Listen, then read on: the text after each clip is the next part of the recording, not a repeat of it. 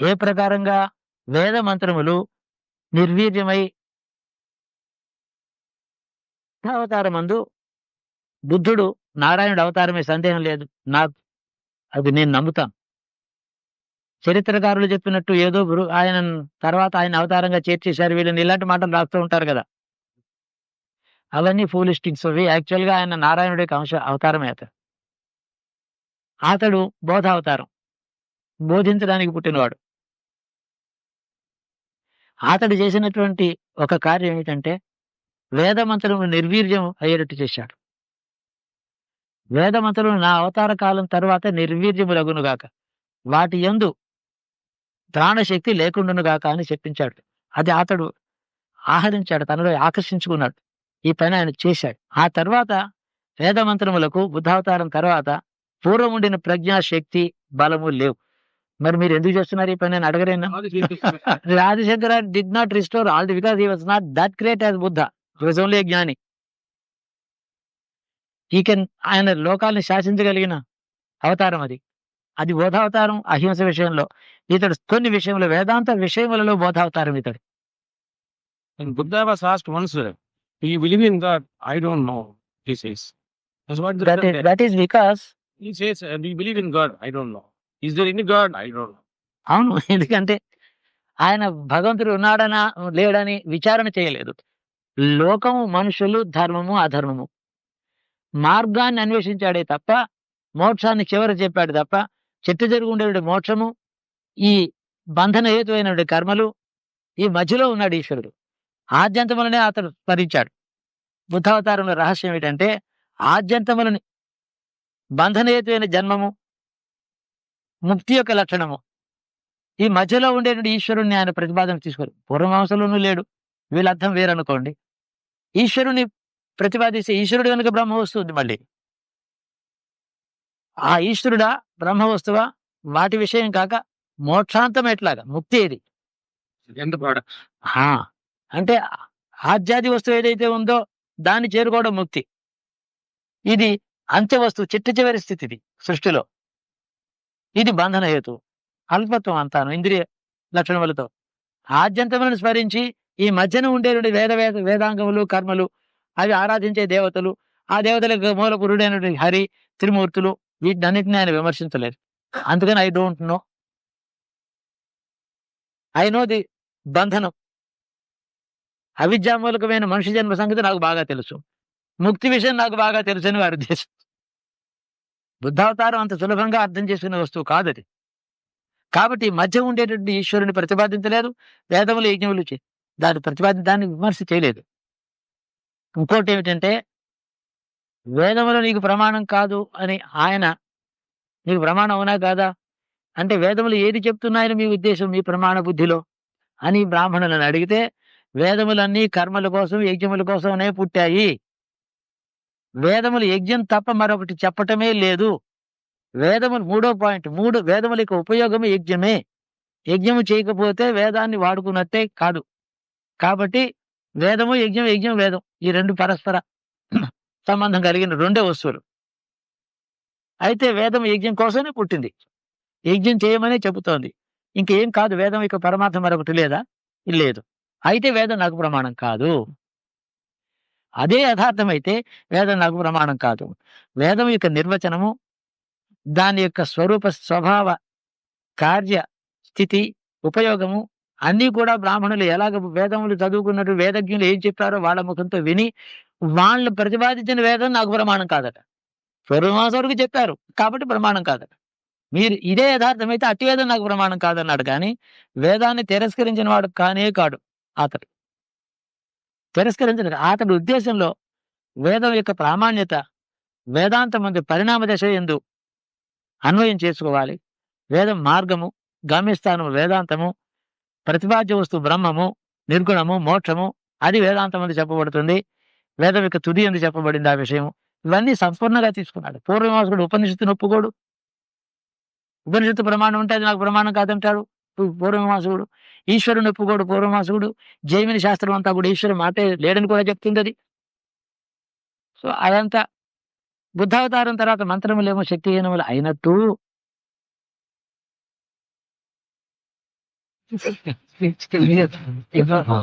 అవును, యజ్ఞం చేస్తున్నాను, ఫలం ఆశిస్తున్నాను. అందరికి బలం ఇవ్వాలనే ఉద్దేశంలో చేస్తున్నారు. మంత్రములు నిర్వీర్యమైన మంత్రానికి హేతువైన ఈశ్వరుడు నిర్వీర్యం కాలేదు.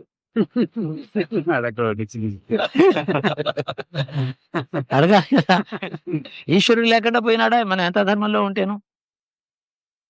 చేతగాని తప్పుడు మాటలతో ప్రార్థించిన ఈశ్వరుడు వరం ఇచ్చేటువంటి వాడు. వేద మంత్రములు వాటి శక్తి మీద కాక, వేద మంత్రములు ఎవరిని స్తోత్రం చేసి ఏ పరమేశ్వరుని యొక్క అనేక లక్షణములను స్తుతి చేస్తున్నాయో వాటి వేదములకు కారణభూతుడైన ఈశ్వరుడు దయామయుడు కాబట్టి ఆయన ఎందు విశ్వాసంతో చేస్తున్నాను. నేను పూర్వమీమాంసకుడిని కాదు, భక్తుణ్ణి. నాకు ఈశ్వరుని యొక్క అస్తిత్వం అందే నాకు విశ్వాసం, కానీ నా మంత్రముల యొక్క బలం మీద కాదు.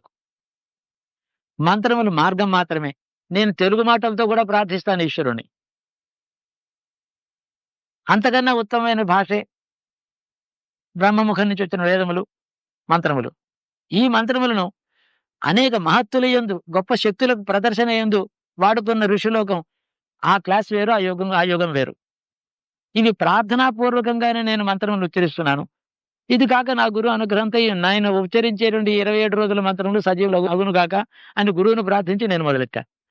మంత్రములకు ప్రాణప్రతిష్ఠ చేస్తున్నాననే భావంతో గురువుని స్మరించి చేస్తున్నాను. రహస్యం లేదు ఇద్దరు. ప్రారంభంలోనే నా సంకల్పాలు. మంత్రముల శక్తి నిర్వీర్యం. ఆ ఒక్క మంత్రమే ఉచ్చరించి ఆ దర్భను అక్కడ పడేస్తే బగ్గును వెళ్లి వాటిని అంటించుకుని వస్తుంది. అది మంత్రముల శక్తి అంటే. ఇప్పుడు లేదు. నిరర్థకము, వ్యర్థము, అర్ధరహితములు అని కాదు. అలాంటి విశేషమైన సృష్టిని మార్పు చేయగలిగినటువంటి శక్తి వేదమంత్రంలో ఒకనాడు ఉండేది. స్మరణ మాత్రం చేత వేదమంత్రంతో వాడు ఆ పని చేసేవాడు. అసలు శక్తి లేదా మంత్రానికి కొద్దిగా ఉందా? కొద్దిగా అది లేదు, ఆ శక్తి లేదు. లేనే లేదు. లేదు. అగ్గిపెట్టి అంతే, దాన్ని మళ్ళీ ఎండ పెట్టడానికి ఎండ లేదు. అంటిస్తారు. అది వారు చెప్పిన దాంట్లో ఒక అర్థం ఉంది. కానీ ఈయనకి ఎట్లా చేశాడా ఇట్లా? ఈ నిర్వీర్యం చేసిన వారికి సజీవం చేస్తే నిర్వీర్యం చేశారు ఆయన ఈ వేదములు మంత్రములు వల్ల. ఏదో గట్టిగా చూస్తే మన ఏదో వెజిటేరియన్ యజ్ఞం ఇది, పెద్ద గొప్ప యజ్ఞం కాదు ఇది. అది వాళ్ళకంటే కానదు. యజ్ఞం యొక్క రూపం వేరు, దాని స్వరూప స్వభావాలు వేరు. దాన్ని అదొక పెద్ద సబ్జెక్టే. అది ఎన్నాళ్ళైనా డిస్కస్ చేయొచ్చు. సముద్రం అంత విద్యలో నాకు తెలిసిన ఒక డ్రాప్, ఆ ఒక డ్రాప్ తెలిసి ఒప్పుకుంటాను. అనుకోండి, ఒక బిందు, దాని గురించి మాట్లాడితే ఏడాది అవుతుంది. పూర్వమీమాంస, ఉత్తర మీమాంస, సంబంధము, మంత్రము, యజ్ఞము, దాని ఫలము, జీవుడికి వాటికి సంబంధము, ఎన్నో అవన్నీ ప్రశ్న పరంపర. ఒక 1000 ప్రశ్నలు ఒక దాంట్లో వచ్చి ప్రశ్న సమాధానం, సమాధానంలోంచి మరొక ప్రశ్న గొలుసుగట్టుగా అలా పుడుతూనే ఉంటుంది. అది ఒక గ్రంథస్థం 10 పేజీల్లో చెప్పే సబ్జెక్టు కాదది. దానికి చాలా నిగూఢమైన సముద్రం అంత విషయం అది. చాలా ప్రశ్నలు పుడతాయి. కంప్లీట్ గా దాని గురించి తెలుసుకోవాలంటే చాలానే ఉంటుంది. ప్రయోజనం ఇప్పుడు లేదు. నిర్వీర్యం అయిందని చెప్పాను, ఇంకెందుకు ప్రయోజనం? మనం ఇప్పుడు అన్ని దశలు దాటి ఆర్య సంస్కృతి భాగవత మతం అనేటటువంటి ఒక క్షేత్రానికి వచ్చింది. పరిభ్రమణం చేసి చేసి చేసి చివరికి భాగవత మతం అందు ప్రవేశించాం. ఈ యజ్ఞము పూర్వమీమాంసక యజ్ఞం కాక భాగవత యజ్ఞం అంటే మీకు సమాధానం వస్తుంది. అయ్యా, నేను వాడుకుంటున్నానే కానీ ఈశ్వరుని ప్రార్థిస్తున్నాను. ఆ భాష వేద మంత్రంలో వాడుకుంటున్నాను. మంత్రమే చెప్తున్నా కదా. It is praying to God, we are doing this home. But we are chanting the same mantra which is direct for God. Because అది వేదములు అంటే అది మళ్ళీ that's again subject. In fact that has to be clarified. The mantra there are no deities in the mantra. Mantra itself is the deity. does not denote any God. ఒక single god ని చేయటం లేదు, ఒక కర్తని ప్రతిపాదించడం లేదు. ఆయన అంగములన్నీ చూస్తోంది ఇది. అందుకనే ఆ విమర్శ ఇది. మొన్న కూడా సమాధానం చెప్పాను. పూర్వమీమాంసలో ప్రతి మంత్రము కూడా ఒక శక్తిని ఉంటే ఆ శక్తి ఎవరిది? పరమేశ్వరుడు యొక్క ఒక అంశ. సముద్రంలో ఒక డ్రాప్ అది. సముద్రం అంతా ఈశ్వరుడైతే ఒక్కొక్క చుక్క ఒక్కొక్క మంత్రం, అందులో ఒక్కొక్క డ్రాప్ ఒక మంత్రం. ఈ డ్రాప్స్ అన్నిలో జలం ఉంది కానీ సముద్రం లేదనే వాడి వలె పూర్వమీమాంసకుడు ఈశ్వరుణ్ణి మర్చిపోతున్నాడు. కానీ అతడు అంగములనే ఇతను ఆరాధించి ఫలాలు పొందుతున్నాడు. వ్యక్తిని మర్చిపోయి అతడి యొక్క అంశని మాత్రం ఆరాధించడం, సంపూర్ణమైన వ్యక్తిత్వం మరుపు రావడం చేత ఇతడికి ఆత్యంతిక ఫలం దొరకటం లేదు. మనకి అంగ పూజ కూడా ఆ ప్రకారంగానే ఉంది. పాదవ పూజయామి, ఉల్భవ పూజయామి, జానుని పూజయామి, ఊరుం పూజయామి, కటిం పూజయామి, హృదయం పూజయామి, బాహు పూజయామి, హస్తం పూజయామి, కంఠం పూజయామి, భుజం పూజయామి, భుజం పూజయామి. ఏమిటివన్నీ అంగములేవి. ఆ అంగములు ఎందుకు ఆరాధించాలి? ఆయా అంగములలో ఆ విశేష లక్షణములు ఉండడం చేత. So do not yajna mantras require revision now. The fact of Who can revise? In fact, nobody can touch it. You see, the point is, Vedavyasa to be called.